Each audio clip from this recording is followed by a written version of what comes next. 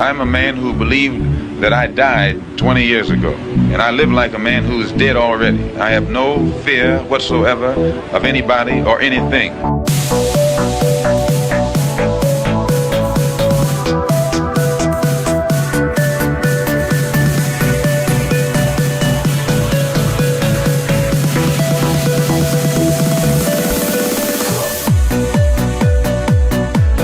Gary Webb. I am an investigative journalist, and in 1996 I wrote a series of stories entitled Dark Alliance, which was about CIA involvement in drug trafficking.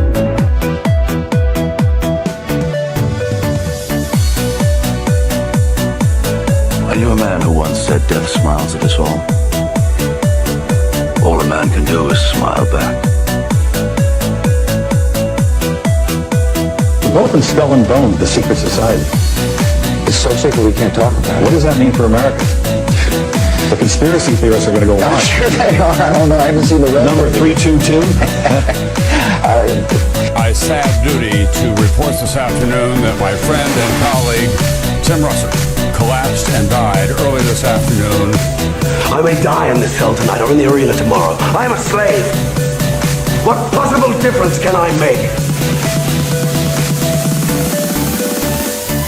And no official of my administration, whether his rank is high or low, civilian or military, should interpret my words here tonight as an excuse to censor the news, to stifle dissent, to cover up our mistakes, or to withhold from the press and the public the facts they deserve to know.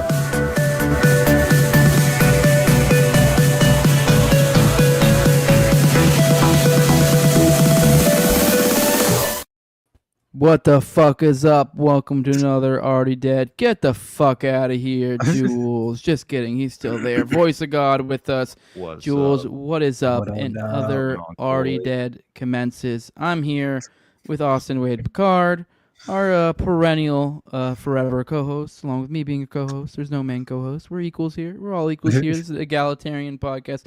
Just kidding. God. Communism's gay. Shut the But Oh my god. we dude. also got on the I guess on the ones and twos is the fancy thing to say in the background. We have the Jules, although I don't really know what the fuck he does with ones or twos.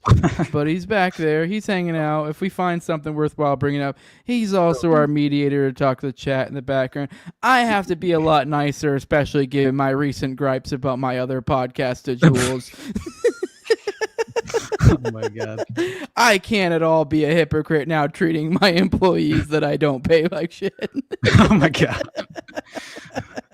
Just kidding. Cool. We're not doing that drama here today, guys. If you guys want that, go check out the guys. Morning Dump on Already Dead. Or not Already Dead, but on No Way Jose. I went into all that fucking stupid drama fest. If you guys are interested in that, responded to some faggotry. I think I'm over it. I kind of don't care anymore. But pleasure to be with you guys today. What is up, Austin? Man, Also, what's just up, real man? quick, I know I did kind of, I can't even help it because I'm just kind of, I threw out a little bit of heat. Don't expect you guys to go into it at all, to throw any sides whatsoever. I hope you guys do cool with the people that I have beef with, and I'm not even going to really go into it too much because why do such a thing? Because this is a different show. This is you guys are here too. I'm not going to bog it down with faggotry from that. So glad to be with you guys. Hopefully we can kind of move past some of the gay shit of the past week. But boy, oh boy, did we have a full week, didn't we, Austin? I think you're getting ready to get murdered by Mexicans or something, I think, right? I will say there are effectively military checkpoints to a certain extent, honestly, as far as the free moving, like military assets in place. They're very obviously in place in LA right now. It's interesting. And I'm talking people washing their cars, getting just straight up accosted by and obviously, like, I in no way am I in support of the Alex Soros funded riots that are obviously playing out. But real quick, it's just do you interesting. know? So I didn't mean to cut you off there, but No, you're good, do buddy. you know anyone personally? Not I'm like trying to. I'm just trying to get a feel because as I kind of went a little bit of a rant on this today. When it comes to protest stuff, it is this weird. It's kind of like where I am when it comes to immigration, very much in the sense that like the government fuck should go in both ways. Yeah, So it's like I'm exactly. against riots. I'm very against riots. You don't get to hurt people. You don't get to break shit. But it's also like I've also seen the flip side where the government will then find excuses to I don't know, somehow manage to get their agenda through some sort of crowd or whatever, and they might even be being peaceful or whatever. So it is like I am kind of torn. So it is always good to hear from people who might be somewhat close to the action. And this is supposedly happening right in LA, which I can tell you from going over there to hang out with you that you're pretty goddamn close to LA. And I mean, I don't feel like I'm like doxing you or anything. I think you'd admit that. Yeah, I guess we need to leave this episode real quick and shut it down if you say otherwise. No, you're good, buddy. I've said before, I'm in Long Beach, so it's Los Angeles. It's definitely LA County, and if you understand how LA kind of sprawls out, it's interesting. But it's all sort of very much connected. Everything's about 30 minutes to an hour, depending on traffic, right? At least around where I am. But I have no reason to go on the 101 unless I'm going to Hollywood or some shit. And that's where like a lot of it happens is downtown, or like specific areas, like let's say Compton, right? And it was specifically one of those areas which I found kind of like. Did you notice, by the way, all the downtown stores that were being looted, like the T-Mobile store, the Adidas store, the Jordan store? Like it was. I can't say it. This is why I'm asking you, because you were there, and frankly, hilarious. I don't. Maybe this is kind of interesting because I have a co-host here who's literally at LA, and like it just felt like for me as someone on the other side of the country, and also I kind of alluded to, and if you watch the morning show, I did have a lot of other shit going on these past few days, but I kind of felt blindsided. It also was a very busy weekend. We had a fucking. We had a Cash Patel Rogan episode drop. We had a J.D. Vance on Theo Vaughn. There even was kind of like, as if that wasn't enough, there was like a Tim Dillon versus Cuomo show off. So there was a lot. But then it's also like, and this just kind of caught me on nowhere. Like, whoa. We got riots in L.A. I literally like just kind of like, frankly, kind of like fucking today/yesterday, just kind of blindsided me. Like, whoa. We got some crazy. They're talking about sending Marines and doing all sorts of shit. And so then I'm like kind of caught. I'm like, I don't even know how authentic this is. So I don't really know where I am because it, like, once again, kind of just like with immigration or this, it's one of those things where they fuck you both ways. So it's kind of like I have to really kind of hone in and be like, what the fuck is going on here before I really give my take. And that's kind of where I'm at. So you're there. So, I mean, maybe you kind of have a stronger idea. Maybe you're getting those little notifications or saying, hey, there was a Mexican in your area. We're looting cars. There's community apps popping off, right? They're like, dude, I swear to God. It's crazy, man. Like, so since the Mexicans are doing it, it's just giving the blacks and the Antifa whites, like, reason to riot as well, right? Like, we see fucking bricks being placed everywhere already. Well, it's no people doubt getting paid like $2,500 a day. Or yeah. And I pulled a story as well where you definitely have, these interesting incentives that are being, very well at least marketed to the public through these community apps and various other like Craigslist postings and things of that nature, which I found hilarious. But yeah, it's order out of chaos, obviously. Absolutely. Right? I mean, this is what they do. And in my mind, this is political theater in a way that was very, you could almost have, I mean, clearly this is very much staged. I think this was provoked, but you have provocateurs where you clearly have the pallets of bricks and that have been set up and staged all around. Like that was in that's happening Paramount. again. That is happening again. Yeah, no, legitimately, I have footage. I'll pull it up. I mean, I'm not calling you a liar. I'm literally just kind of like just reiterating because you're in that area. Yeah. And like once I'm not playing the Douglas Murray. Oh, you've been there, but like I know you're literally probably like actually getting more notifications. You're frankly probably more inundated with this news, and I'm someone who just got blindsided. So I'm like, what is going on? Right. Before I make any sort of takes on this, right. I really do believe there's political positioning playing out in terms of the upcoming next presidential cycle. I think Gavin Newsom is very much positioning himself in that as far as being the potential candidate, and also considering like I even believe there could be a plausible outcome of Gavin Newsom naming like an AOC as his VP candidates, and this very much being like one of those jumping off points to pave the way and kind of right for this sort of potential administration, which we all know how the pendulum swings. There's going to be a visceral overreaction to this Trump administration. That's a reality. All right. So like I'm only considering what will the plausible outcome be and the potential consequences of that, and it makes all the sense in the world. Especially I think he's giving a speech right now. Jacob and I were just talking about how he had just mentioned. I think he's given a speech. He started at 6:30.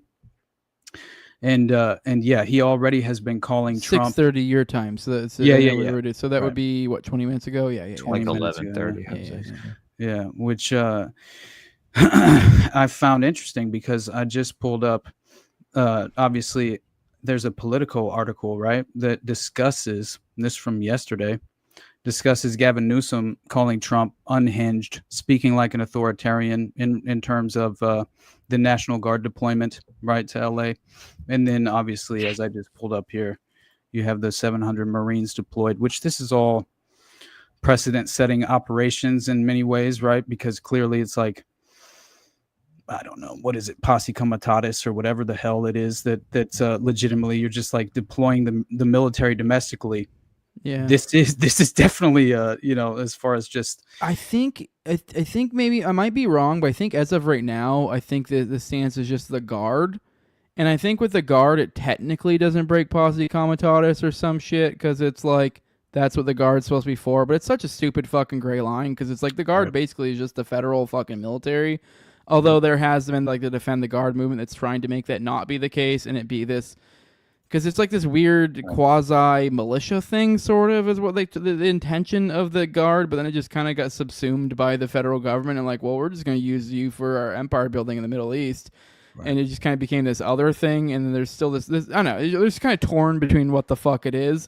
So it is like, I think technically it's not a posse comitatus thing because it's the Guard, but it's such a stupid fucking like gray line that's like, I mean, I can tell you from doing 11 years active, there's like, I don't know, the Guard guys deploy all the same. They go to, like, I mean, I don't know. I mean, obviously there's differences between active and stuff, but it's like, I don't know. It's the differences is kind of like, it's frankly the same fucking thing. If you send I mean, yeah, you might be slightly less qualified than the active duty guy, but right. like, what? Is it, I believe, that it was Marines. Yeah, they're saying Marines, there are but now Marines can be Guard Marines as well. So that's okay. That's the thing. Are they under the now? See, I was under the impression that these 700 Marines were outside of the they're active. I might be wrong. I could be wrong. Maybe they're active. I don't want to make that claim, but that was my understanding that we were just at Guard. I think it was just that for some reason mentioned Marines. Maybe I'm wrong. So the Marines are from the 2nd Battalion, 7th Marines at 29 Palms, California, whom U.S. Northern Command had said Sunday were on a prepared to deploy status if the Defense Department needed them. Maybe I'm wrong. I think that sounds. I'm pretty sure that might be an active battalion, because I think it would be like it would literally, I think, say Guard or something like that in the title if it was otherwise. I think I might be wrong though. I'm not. I was never a Marine. I was Air Force, so maybe they do shit differently. So, but yeah. Either way, I guess the current thing. I will say I am concerned because I do think there is parallels. This is one of those distinct policies that they're kind of able to do this fuck you both ways, and there's an argument for it.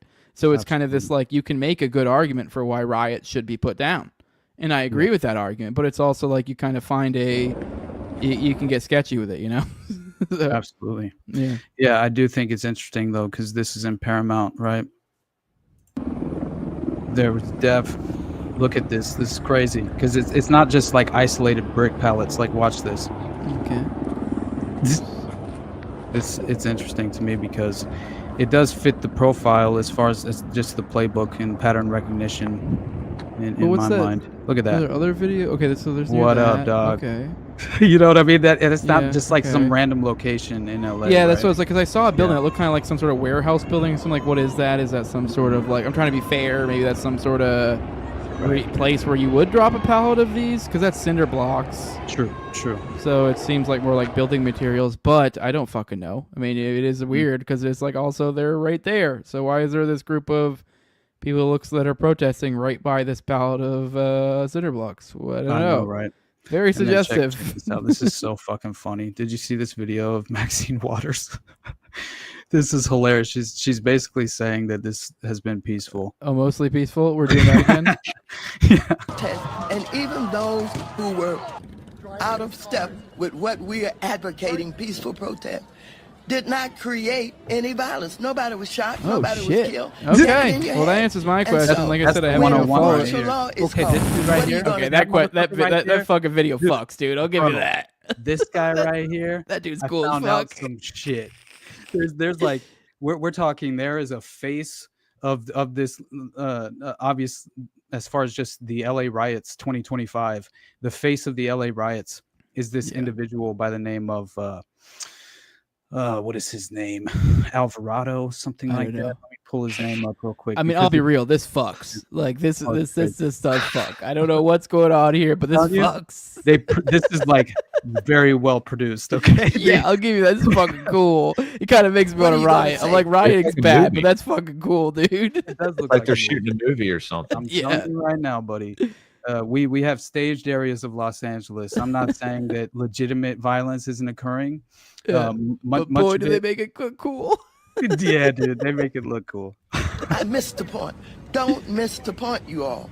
Don't think that somehow, because they called out the National Guard, there was violence. There was no violence. Is that the I Apple was Store? on the street. Dude, I know. And I went from downtown detention back out into the community, talking to people what happened in Paramount, what happened in Compton, what happened in Inglewood. So, first of all, get it straight. Launching rocks. And don't just rely on what you're being told or the few incidents that you saw.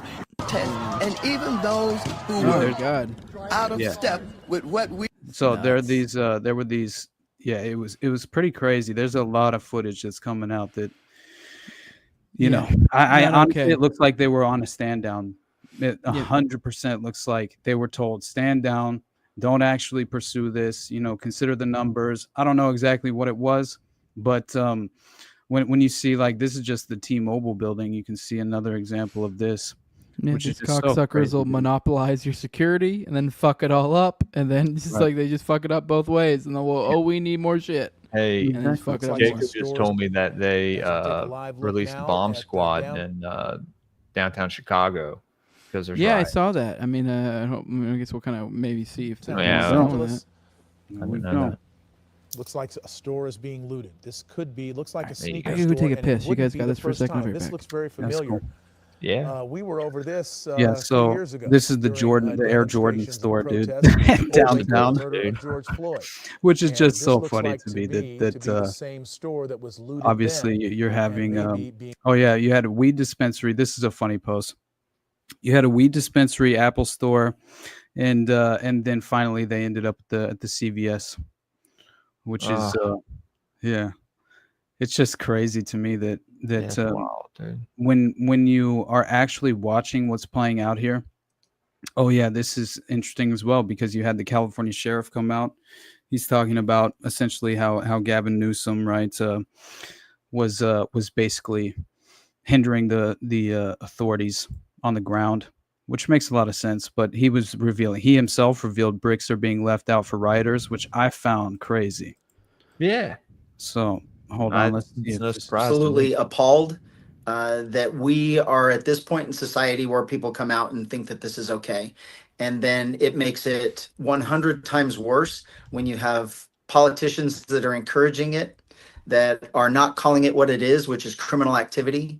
The lying to all of us, lying to the media, and purposely using the word peaceful while maybe they should look at their phones or their TVs, because I have law enforcement officers that are being shot at, that are being injured, that are being hurt, vehicles being damaged, things being burned, and they're calling it peaceful. It is a disgusting display of partisan politics. I wish they would all just put their phones down, be quiet, and let law enforcement handle this how it should be handled, which is the complete enforcement of law and holding criminals accountable. It's rocks, bottles, tools, weapons being thrown at us. You watched multiple vehicles destroyed yesterday by bricks. There are people hauling bricks into this zone and then dropping them off and leaving them there for weapons. And then our deputies and our police officers they're being used against us. And we're being hit with bottles. We're being hit with glass bottles, with tools, with rocks, with bricks. This is not a peaceful protest. It isn't even a protest anymore. That's just crazy to me. I thought it was definitely important to at least mention the fact that he had made that personal reference to the pallets of bricks, right, being set up around and staged around the city. And man, straight up today, just a couple hours ago, there was footage of like this at least one individual who was seen like pulling out a handgun and firing back at police, and that was in front of the that donut shop, right? That's super famous with as far as the footage of that donut shop, and the cops all staged out in front of it, which is I don't know. It just, again, it fits the pattern recognition, buddy. And this is what I was talking about as far as order out of chaos, right? Palantir, baby. Yeah, no doubt. And false flag psyop season, right? All day long. That's all I know. And yeah, that's what I've been driving at. That I'm a little bit concerned, and this is why I keep making this parallel up to immigration, because this is with all the Israel stuff kicking up. They were also pushing, and it's what did they do? Oh, all these for Israel immigration stuff, and it's like, what are we about to get here? I don't know, because it is like they're in a very similar position where they're in this mandate type position where. Who the fuck are you? Even among the left, I mean, what serious person are you really going to find that, like, a serious person, anyone gives any sort of credibility that's going to be like, we shouldn't stop riots? Who's going to say that, you know? And I'm not even saying I'm not saying that. Like, you should stop riots. But the problem is they go, okay, cool, we have this mandate, stop riots. All right, cool. Well, it sounds like we have a little bit of a wiggle room to get away with some shit here now, don't we? And then it's like... Right. So we're gonna get away with some shit. So that's how this feels. Anytime. All right, so that's loud. My bad. No, you're good. You're good. So this is how it feels anytime some sort of or some sort of issue comes into play where they have like a genuine, I don't know, I guess purpose for their existence. It's like one of these things that they have taken on the monopoly for doing, security, and so and the same thing with the border. To where they're kind of able to control both sides of this, and so it's this kind of like they literally control the Hegelian dialectic from both angles, and are able to kind of control how it goes down. That is exactly what we're dealing with, and we had we had someone actually respond to the promotion of tonight's show on Twitter with a short video that really captures exactly that statement that you just made. I mean, look at this, dude. This is... And they create control. Over the world headquarters in Switzerland of the world Masonic headquarters for World Freemasonry, over the door is Ordo ab Chao, which is Latin for order out of chaos.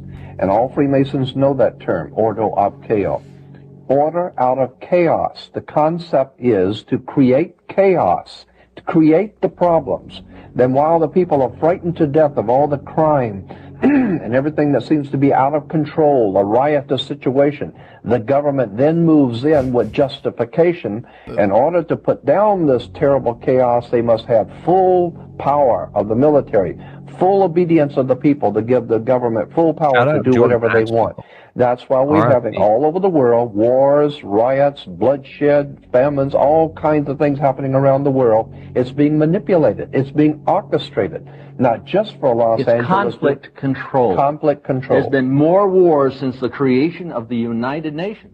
People need to wake up and discover who is running their government, what the symbols of government mean, what these emblems mean. When they see the national coat of arms, the flags, the emblems, the seals, the symbols, all of these things mean something. Educate yourself. Find out where it came from. Yes, sir. That's the only hope I see for the human race, is the human race itself waking up to find...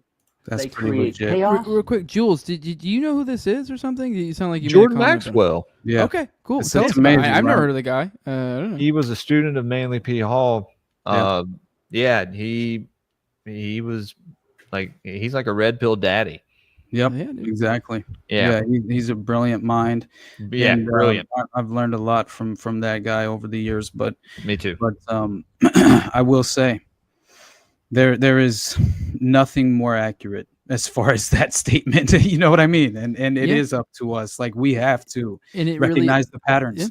And it's something unique about these certain, like I was kind of driving at certain issues where there is a genuine, area where you're like, okay. And it is because, like, as I'm driving it, they've literally monopolized whatever that given industry is. Whether it comes to borders, because obviously if everything was privatized, you would have your own private area, and then it would just kind of be like, no, you can't come in my area. And you're like, you could try that other area over there. That's somebody else's area. Maybe they're cool with it. And this kind of solves all the problems. And the same deal kind of comes to security, where you take this issue where you create a government and you essentially, we're here to protect you guys and your rights. You're like, okay, well, cool. So then that kind of, in a certain sense, kind of excludes any sort of private security. I mean, not really necessarily excludes it, but you're being stolen from, and money is being taken from you to fund a security force. And so it's kind of like you're at the very least being put at a disadvantage. Yes, you can hire your own private security, but you're being stolen from for private security. So I guess it's not truly monopolized, but essentially you're being stolen from for a service of security. So it's kind of almost like you may as well take it. And most people are in a situation where you can't afford your own private security aside from maybe like a gun or something.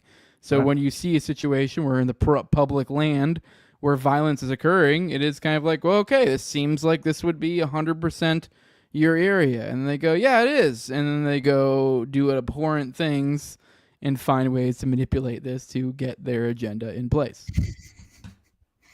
Yep. That's exactly what, we're dealing with here. And as far as I'm concerned, when it comes down to who's fueling the unrest, right? It's like you're seeing both sides benefit. Right. As far as the political spectrum, in my mind, the duality, the delusion as it plays out and before our eyes, I think that, as is always the case, they need the other side, right? And to effectively, of course, allow the kayfabe to set in. And this is what I think we basically are witnessing in real time, is kind of the positioning of the political puppets. Because in reality, they're playing upon our heartstrings, and I personally, you see Loomer stumping for Palantir? My God, like that, it's just like. And you see all the tweets of her, like months ago, just being like, "Look at the, Palantir is going to destroy the right," and you're like, "You fucking piece of shit." Yep. Like, yeah, all right, we know what it's about. That fucking stars are screaming at us. Yeah, exactly. Isaac Cappy was right. Laura Loomer is definitely compromised. I think obviously, yeah. I guess to be fair, we don't know, but let's be real. I don't fucking know. You can look at her and say pretty comfortably. I gotta find it. Here we go. The bitch close.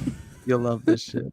So this is Laura Loomer, and her as far as just, she would like everyone to know. Okay, please. She would like everyone to know, man, who she represents and what club she belongs to. Okay. Isn't that Milo? Where's the picture? Milo. Where's the picture of her with? Where's the picture of her with Hillary Clinton? It's around here somewhere. Oh, I don't know. Yeah. But either way. It's crazy how she you get the point, right? Yeah. I don't know. She's always, from the moment, I've never really followed her stuff that much to begin with, but the moment I even realized who this person was, I'm like, this bitch is a contrived cunt. So it's like, it's very clear. Man. Maybe she's not 100% a fucking glowy, but like at the very least, she's either just like a dumb enough bitch to kind of just go along with that shit. I don't know. At the very least, she's effectively no different than a glowy. So like, whatever, So, dude, yeah. Look at this footage too, because there's definitely fires that have been set all around LA during the riot. Which, Los Angeles, right? Like that's the same exact feeling that I was getting from, as far as from the LA fires themselves, right? Just in terms of the staged consequences and obvious manufactured reaction here, but sorry, I didn't mean to cut you. But I saw that I noticed those all that brush and how it looked dry. You might have a better grip on Cali. Is that the what the wildlife is like right now, or because it's kind of like I was looking at it, it's like that looks like a tinder box. That's what it is almost all the time. There's after like the rainy season, that's basically we have like a couple months in the winter time, like January, February, we actually get a little bit of rain. and then everything just glows green for 2 weeks, and then it's fucking dead again. It's crazy, but it is definitely the way it was. And I remember when I drove past the Getty Museum after the last big fires, just torched, dude. Like the entire landscape, the hillsides, everything, all the way down to the freeway. I was about to say, you guys are prone to fucking fires. That's what I mean. So yeah. starting fires out here. The reason why I mentioned that is, I'm not gonna lie, my knee jerk immediately when I saw that video was like, oh, that's like a couple little brush on fire. And then I looked at it, I'm like, wait, I see, because I mean, I'm kind of like thinking it from my perspective, like whatever, someone set a couple fucking little mine, but I'm looking at it like then it's just nothing but that like yellow fucking overgrown brush, and I'm like, oh, that could easily catch and kind of just spread. And if that is what the what it's like all over the place, then yeah, what are they saying in there? You're bringing up these chats. I thought it was for a reason. But yeah, point being is that they could easily catch on. So because it's kind of like that dry brush. So I'm like that. While I did immediately kind of was like, then I was like, okay, actually that could be bad. So yeah, that could easily take off if that's what what it's like around there. So.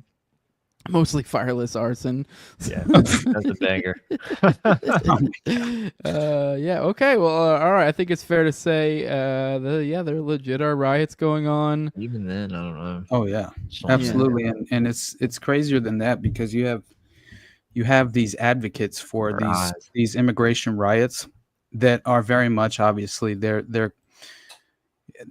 clearly clandestine assets that have been put into position domestically and are just playing out their role. And much of this has been organized by those government assets. And I believe that is clearly obvious and proven out in terms of the individual on top of the vehicle with the Mexican flag.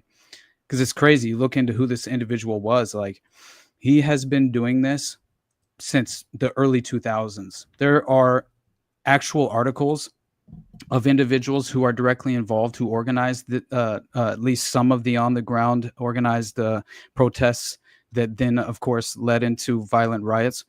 And it seems as if at least a few of them are directly affiliated with the intelligence apparatus. And it looks like it gets even crazier because apparently this individual by the name of Pablo Alvarado, if you look into this guy, and Monica Perez actually posted about this because it blew my mind. She's 100% right on this. She said that he's clearly the face of the protests in this moment, and he traces all the way back to Luis Olivares, who in turn traces to Cesar Chavez. Wait, are you telling me this protest movement is not organic? This is what I'm saying. I don't. Is there any sort of precedent for such a thing? Because this seems like a revolutionary concept. Right. I've never heard of such a thing. Yeah, exactly. You mean literally, like, basically every single fucking one ever? Oh, okay. Exactly. That is not. And Liam, like, not even kidding. Right. Oh, yeah, there you go. Yeah. Nothing. Which, by the way, go check out this guy's art. This guy does fucking phenomenal he's art. great. This guy's on Instagram. So agreed. It's like I fucking love that shit. I all the time just kind of fucking get stoned and just sit there just scrolling through his shit. I think it's beautiful. Well, yeah, agreed. He's a very cool guy too, but he's 100% right. Like, nothing in this moment. If you believe there are grassroots movements that are organic and authentic and genuine, you don't understand how power works. It's clearly going to be infiltrated at the very least at the leadership level. And if it hasn't been infiltrated at the leadership level, then in my mind, there's no doubt about it. It was more than likely entirely manufactured out of whole cloth, right? To fit the purpose. And so, dude, not only does it trace to Cesar Chavez, as far as Pablo Alvarado and this interesting asset in place for the domestic LA riots of 2025, this is pivotal. Like, this is a pivotal government operation. This is precedent setting. And on the side Palantir. I'm not kidding. And it sounds ridiculous, but it's like, sorry. I mean, you look at what Palantir is, look at the people they've influenced, and just kind of all of this, and just kind of you start to lose your mind. Even to go so far as even like the Elon crash out the other day. Like obviously, okay, sure, maybe that was organic or whatever. I don't know. You can never know. But if you look at Teal and Elon, they go back. Like, I mean, if you know this, like, it's just like, yeah, you're like, dude, what the Trump, fuck? Like, it's like, you fuck kids, Donald. Yeah, exactly, right? No, wow, man. Which is wild. And it's like, but then you look at his connections with Teal, and then Teal's, influence within the administration. You're like, what is going on here? I mean, I don't know. I mean, it just seems like, and especially when you add into the fact that, like, they have weird, like, old German, it seems like royalty, some sort of connections of some sort. There's weird prophecies about Elon, and you're like, dude, what the fuck is going on here? For like, real. But we have Technocracy Incorporated, which we all should be aware of by now, right? And clearly, the wet dream of the leftists in this moment. What at the very least, in terms of the political duality, the delusion before our eyes, I believe that this positions the leftists and the progressives to fall into their trap, which is very much, extremely convenient, and the timing of it is just, I don't believe in coincidence anymore. You know what I mean? And so I do believe that this will embolden Gavin Newsom. Obviously, he's I think that this is by design in order to sort of like help with the optics, and obviously kind of how he's presented to the public in the first place. Like, if you give him the opportunity, right, just like you give your political puppets the opportunity to kind of, what did he say? There's a super famous line going around right now that he just told Trump, "Put me in handcuffs," something to that effect. So he's basically stepping up to the plate, saying me versus Trump, right? And he's calling all of these policies of effectively utilizing the military in this moment authoritarian, and in every way, at the very least, this is providing a victory for them politically. And the same goes for the right. The same goes for the conservatives, because no one is going to all of a sudden change their principles and fall out of line with the establishment narrative because of the LA riots 2025. If anything, it will further entrench these individuals with their political ideology in the prison that they reside in, where they unfortunately can't break out of, because they have no idea that they have shackles on, right? And they can't seem to objectively pursue the truth in any real facet of reality itself. It's severe brainwashing. It's mind control. It's 100%. Right? Yeah, 100%. And then to finish that point I made, though, that Monica tweeted about, it's crazy. It's not only trace him to Cesar Chavez. This dude, Alvarado, he fronts the National Day Laborers Organization, this organizing network, National Day Laborers Organizing Network, which happened to get its start alongside the Coalition for Humane Immigration Rights, founded by the Ford Foundation. Here we are, surrounded by spooks once again. Yeah. Right? I mean, this is problem, reaction, solution. I just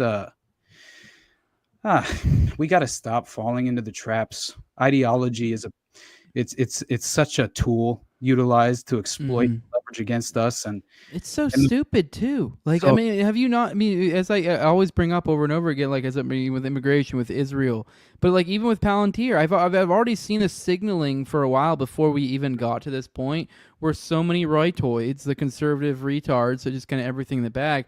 These there's been illusions of Palantir or technocracy or whatever, and you've seen many of these talking heads kind of push back. Oh, well, how else are we going to take care of immigration, or how else are we going to do X, Y, and Z?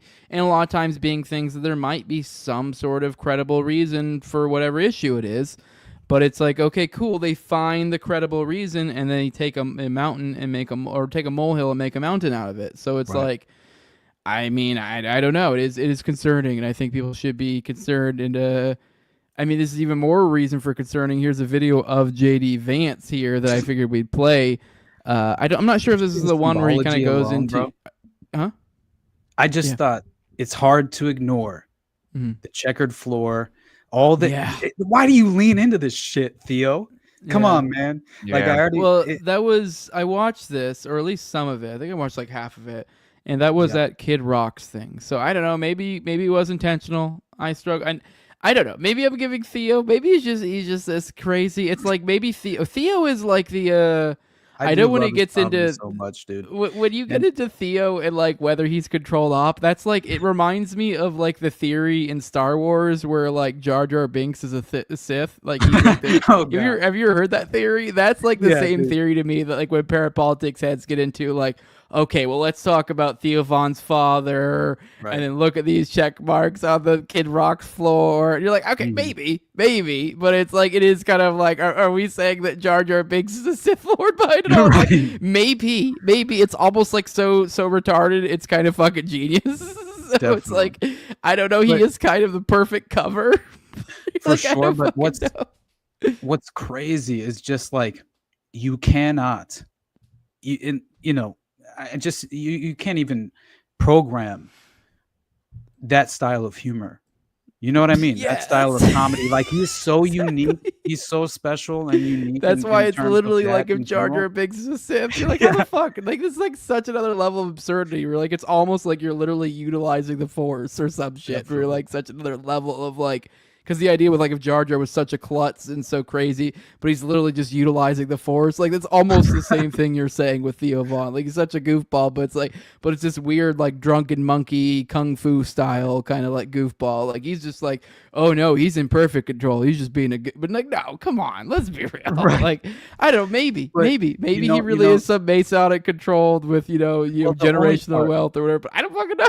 Right now, I will say the only part that did, as far as like, I think it's important to at least consider, is the idea that obviously, like, well, first of all, it's hard to ignore like the strange handshakes with Tucker Carlson and people of that nature, right? Which it's like, man, what is it feels like a fraternal organization, just as far as like the way individuals behave and interact with each other. But wait, is that a thing going around? Are we seeing strange handshakes? I'm not even like, I'm just curious. Just like, the seriously, I want to Freemasonic be tagging handshake. that stuff. Yeah, the Freemasonic handshake, which I believe Tucker and Trump did together, even if I remember correctly. Maybe I'm not as deep in the lore. What's that one supposed to be? What's it's unique this specific with your finger. It's like basically it's let me pull it up so you can actually see it. But it's important because at the very least, your ring finger on their taint as you shake their hand. You're right. Exactly. But no, I what I do think is interesting is at least the idea, and we kind of talked about it on whatever this is recently, is the notion that the upward mobility, right? It's like only certain people get canceled and are granted the benefit of upward mobility and gain even more notoriety and popularity, but also how certain individuals. Now, Theo might be extremely talented and very uniquely, just as far as his comedy is concerned, he is clearly a very unique mind. But let's say, if he were a member of any other family, right, had any other sort of, let's say less than privileged as far as your upbringing and potential connections due to your familial connections, right, which that alone could potentially kind of pave the way for an easier rise, which I think people have to at least consider.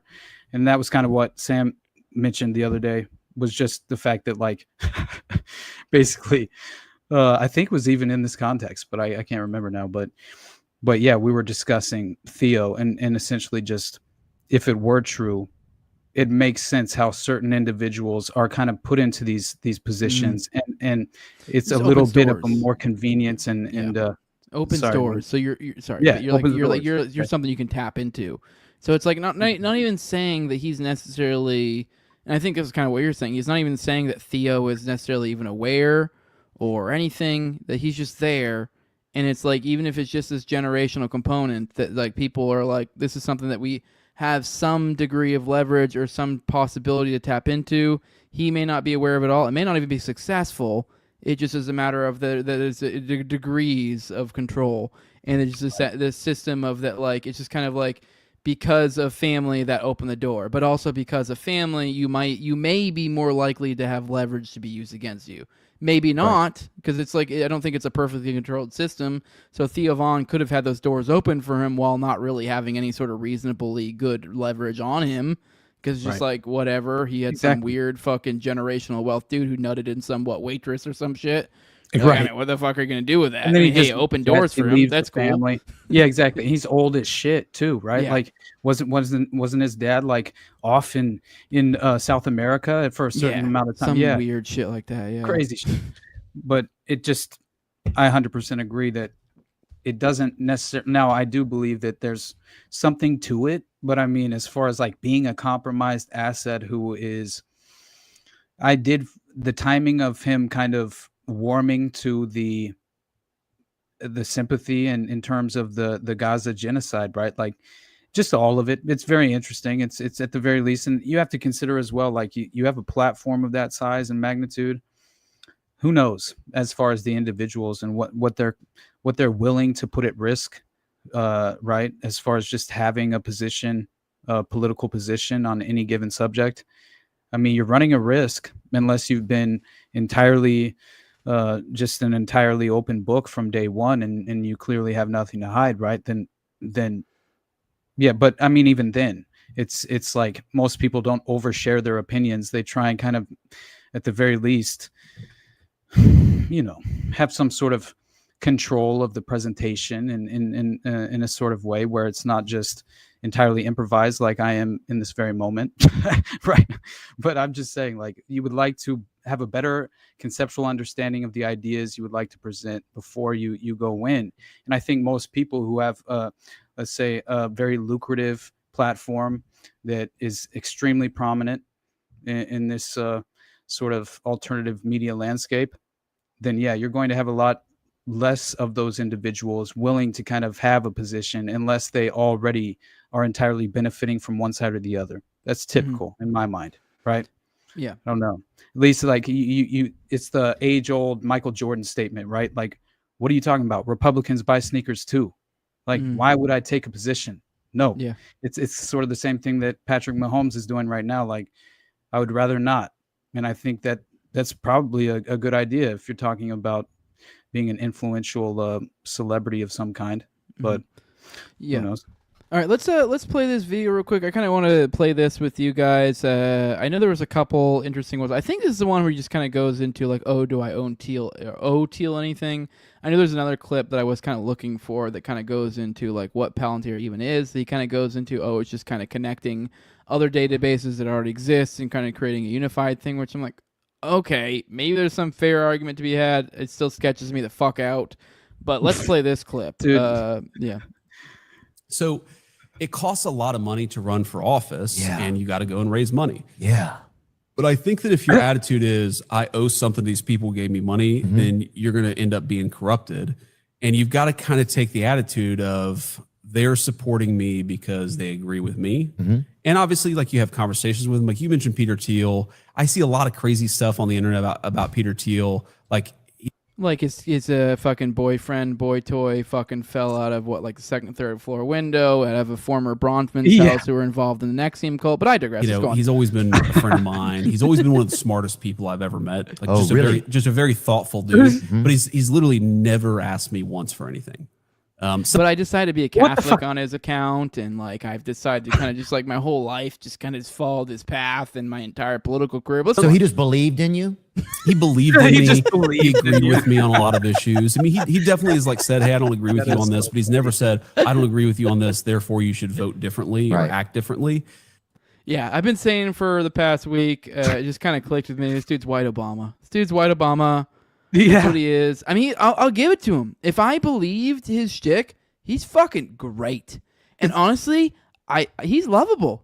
I struggle not to be like, dude, you're cool. I like to hang out with you. All the memes, like, dude, this guy is fucking lovable. He is likable.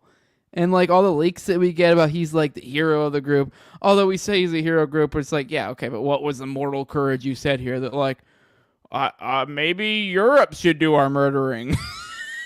Like, okay, cool, dude. Right. So it's like, but it is still like he is likable. But it is funny because of the juxtaposition in this weekend.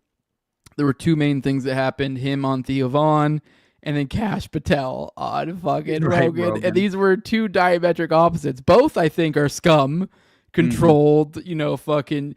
But JD Vance, man, it's enjoy. I watch this podcast. I enjoy it. I like him. It's fun. It's a good conversation. Kash, it feels awkward the entire time. Dude, you so don't scared. like. He's just like they've got fucking guns trained on his fucking family right now.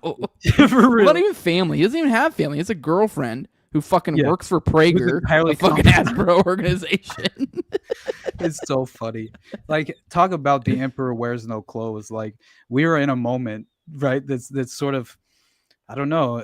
It's uncharted territory in a way. You know what I mean? And when you look at Palantir, clear, obvious CIA front, plain as day, right? I mean, they got their original funding from the venture capital firm of the CIA, and you have them harvesting genetic data from even the CDC center was like effectively they announced that that basically Palantir was harvesting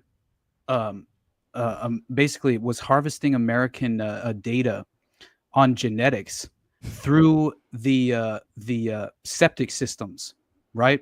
And basically, I found that so interesting. Sorry, I just had a dawning. I just realized we hadn't even talked about the fucking Teal Epstein shit in the past week. That just rung my. That is like 100% up our alley. The idea that he invested like $40 million and he like 4x his investment, and like literally his ex-girlfriends and business partners of Epstein. Yeah. You mean the people who didn't end up getting indicted as the Epstein network? Literally, the Epstein network has made money during this period of time. 4x their investment. The Epstein estate is just raking it in on Palantir, which is so crazy that, but it's, I mean, look at his connections to Ambrosia, man. Like, honestly, I don't think those are coincidental things. Like, just the Ambrosia connection, dude. By the way, Jules, go ahead and open up those lines. Go on, sorry, D'Amico. Go ahead and open those phone lines. But go ahead, bud. Yeah, no, you're good, dude. It's crazy to me because you have this. The fact of the matter is, you have Teal, who's claiming that he's like financing this. What was it called? This crazy ass boy pussy. No, it was but it was obviously these blood transfusions, right? That were through this original company that was deemed to be unlawful, right? That they were acting in as far as like they were actually harvesting this blood in an unlawful way, and they were basically. I didn't know this because I mean, I always feel like when Ambrosia comes up, I feel a little bit like always feel a little bit like a faggot, and like, well, it's technically not adrenochrome, because I always feel like, well, they're taking the blood from the young. You're like, oh, they're just like transfusions. I mean, it's so weird. But I didn't know there was an unethical blood acquisition component to the first iteration of this thing. What the fuck? Sure. All right, elaborate, please. Yeah. So basically, there's this original company before it was Ambrosia, right? This original company was like Angel. It was crazy because it had the name Angel in it, which I found interesting to begin with. But you look into this a little bit at a deper level, and you realize Sorry, real quick. Valor Ventures. While I still have them in mind, that is the name. And I had a little. I mentioned it. Went on Morning Dump this week. That is the name of the enterprise that the Epstein funded of Teal's. Valar Ventures. VALAR. For anyone who is this ties into the Palantir and Andrew Ill and some of the other fucking like names they have. It's an other Lord of the Rings thing. The Valar were the literal gods. They were essentially I guess you could say like the top tier Nephilim, like the original like Generation 1 Nephilim of Tolkien's work. Essentially, like the Valar were the gods on Earth. There was Ero Iluvatar, who was the one true god, but the Valar were like his emissaries to Earth, essentially demigods. You could say Nephilim, whatever. But I did find that particularly interesting that the venture that the Epstein network is 4x off of and was named that. And then we have Palantir, which is so, I don't know. It's just, especially when you know the symbolism of the Lord of the Rings book, you're like, yo, dog, what the fuck? That's so hilarious. Go on. My God, no, it's fine, buddy. I thought it was crazy because the FDA obviously they were forced to issue a warning to Ambrosia after all of this was proven out, that essentially that he had financed this angel, this investment in this angel organization that was effectively the precursor to this Ambrosia Incorporated, which effectively was harvesting teenage blood, and this was all in an effort for him to extend his lifespan, which was a goal of his at the time. And he said he was essentially, terrified of death, and at the very least he wanted to see it.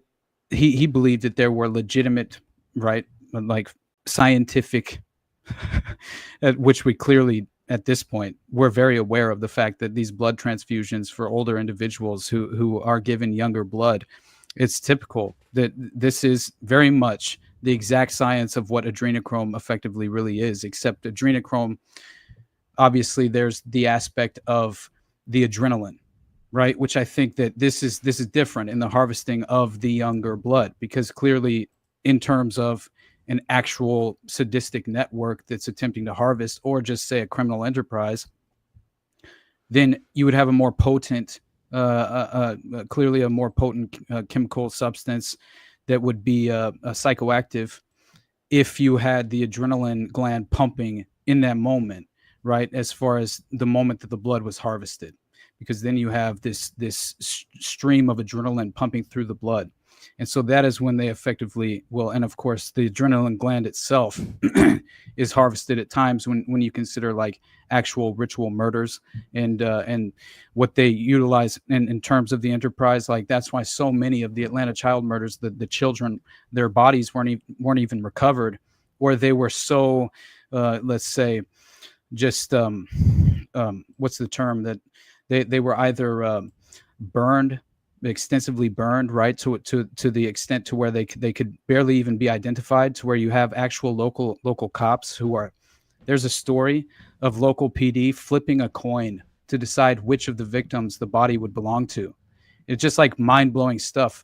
But anyway, the point here is that basically Ambrosia was issued a warning by the FDA and effectively was closed right afterward, which I found very interesting. They had to kind of like reorganize themselves and try and relaunch as a new entity, and but they seem to be sort of back in business in a certain way, and they were the ones charging. Blood Industries now, guys. Don't worry about it. No, right. Nothing sinister here. That's not the literal lead villain of the Tolkien's whatever. Right. Which, okay, obviously I'm joking. That's not actually what they called it, but it's just crazy. Like, if anyone knows what a Palantir is a seeing stone that was influenced by Sauron's evil fucking influence. It literally fucking is like literally has evil fucking connotation to it. So it's like, it is insane.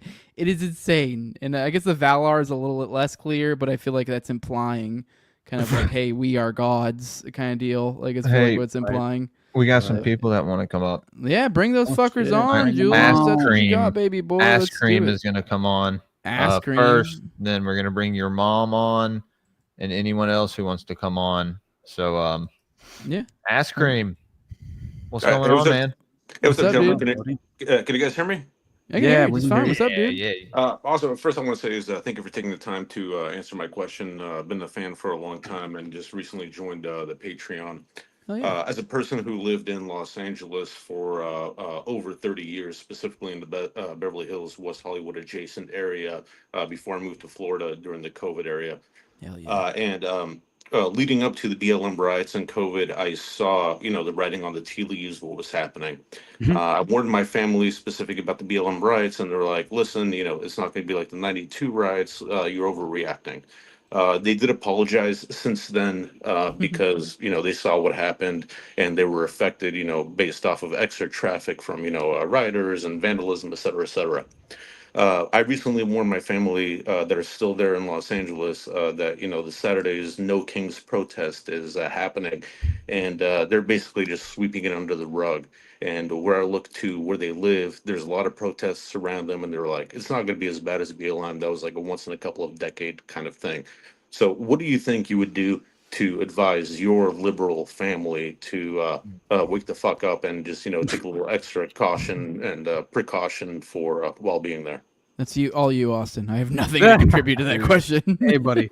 I'm basically the retard out here in LA. The rest of my family's back in Northwest Arkansas, so they're largely unaffected by most of this. But I will say, any sort of overexposure of individual family members who might be out here and experiencing something like this, like, I just say keep your head on a swivel and try and stay off the 101. There's clearly areas that I think that are far more like implicated in being a staged sort of now obviously you have a natural genuine sort of like reactionary environments in certain neighborhoods that are extremely consistent in terms of how they typically react. But I will say and the only reason I say that is because, I mean, come on, where are the Rooftop Korean niggas at, right? Like, isn't that this is like the funniest thing of all time when you consider the '92 riots? Did you see Tiffany Fogg's post about that? Where that she was put so haters- funny though. Like, yeah, I know, right? Okay, But it's stupid, but that's the one. Isn't that the But same one that Elon tried to come in and she said no, and then her engagement immediately plummeted? Right. Yeah, but So- I just it looks like legitimately, I would say, first of all, I wouldn't be caught dead at a protest. Like, I think you're running a major risk anytime. I don't know. I just think, first of all, like, what does it actually accomplish? And second, all you're doing is putting yourself into a position where something might actually take place, as far as just an escalation of tension. You're going to have obvious political actors involved, and you're going to have this clearly in terms of this specific environment, political environment, they want there to be violence, right?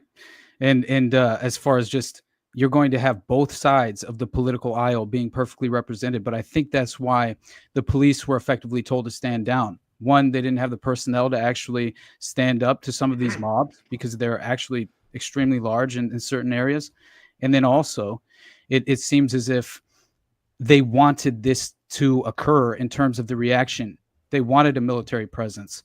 You had Gavin Newsom himself even predict this. He predicted this on the 7th, I think, like a few days ago. He already predicted that obviously the military would come in. And I think that in every way, this is just problem, reaction, solution, the Hegelian dialectic playing out before our eyes. And so I say, withdraw, opt out of the, clearly, obviously, if your home is in the neighborhood where this is popping off, good luck. But, at that point, it's like you better take some precautionary measures, and even then think about long-term solutions. And I think that anytime things like this happen, especially when the LA fires were happening, like, it just reminds me, like, this is temporary, right?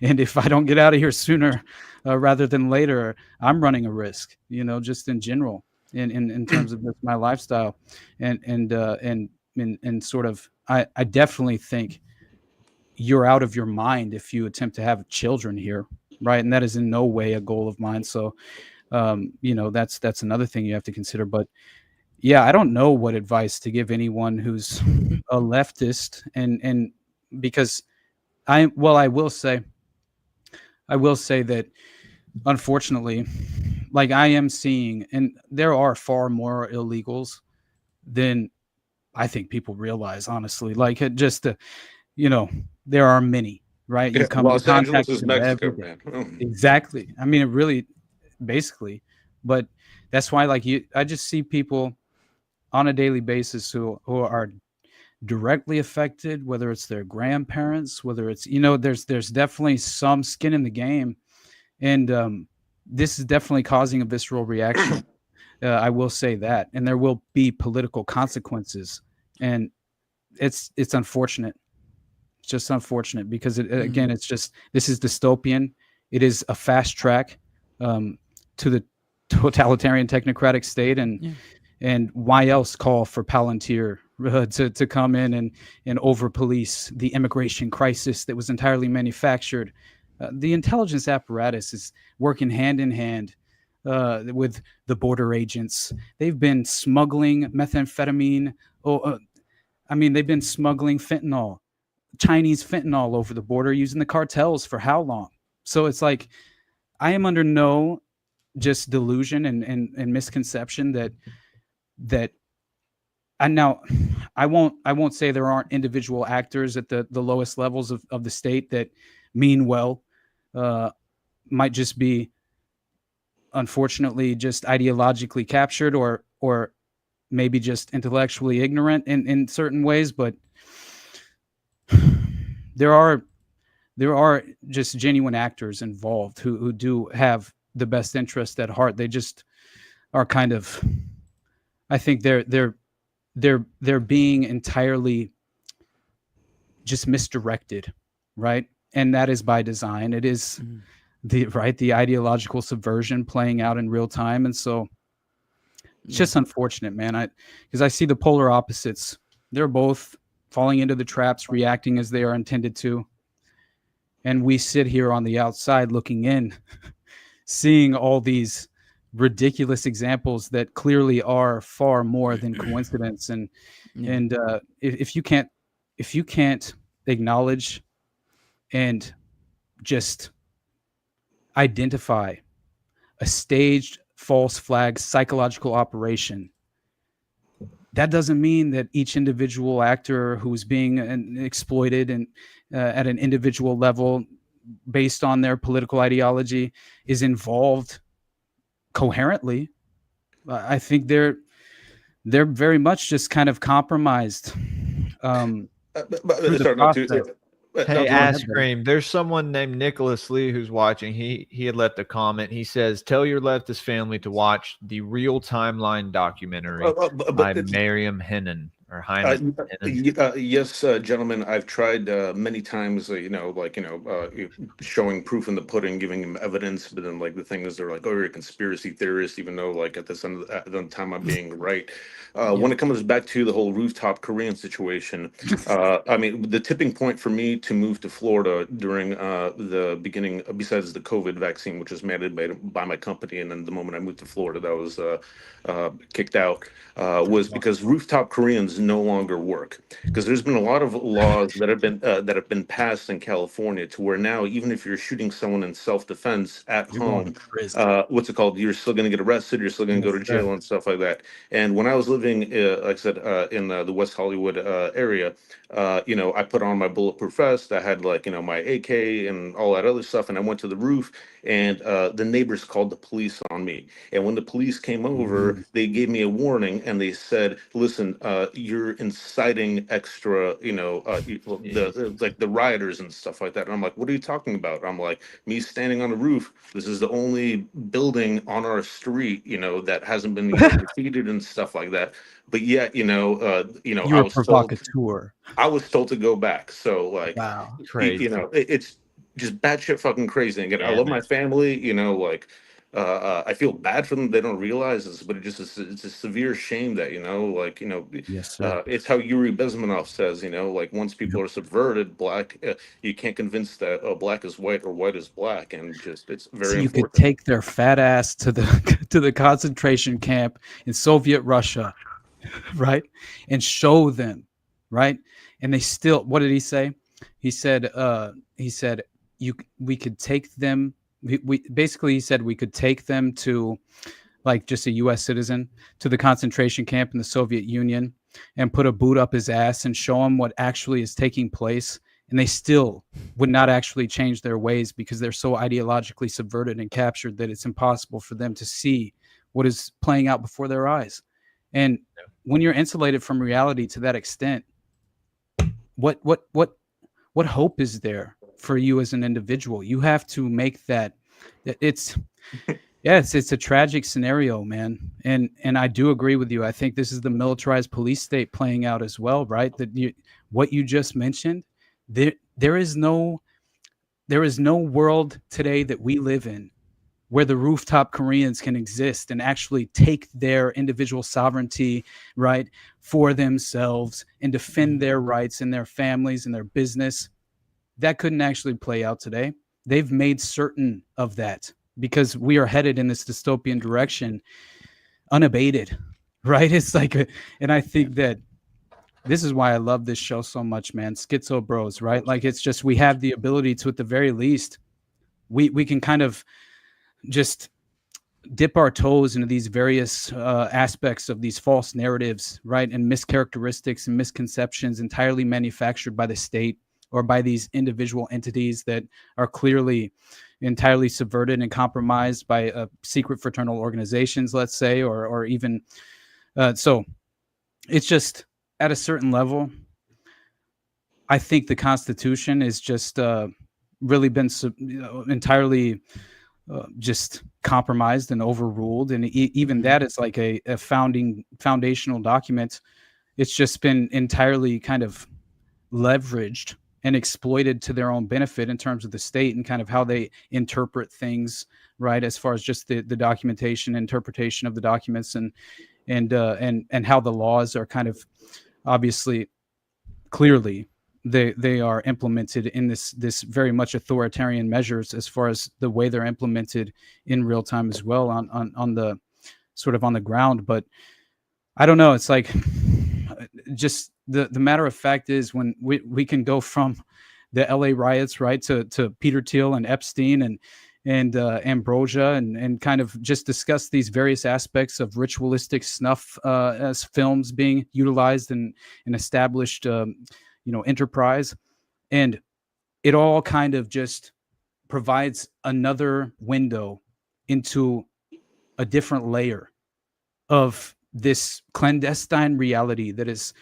very much covertly been manufactured, that is the sort of entity responsible for the smoke and mirrors. And that is why you can have an entity or an individual like a Peter Thiel go on Joe Rogan, right, after he's accepted as far as just, what was it, Jeffrey Epstein invested $40 million, right, with Palantir.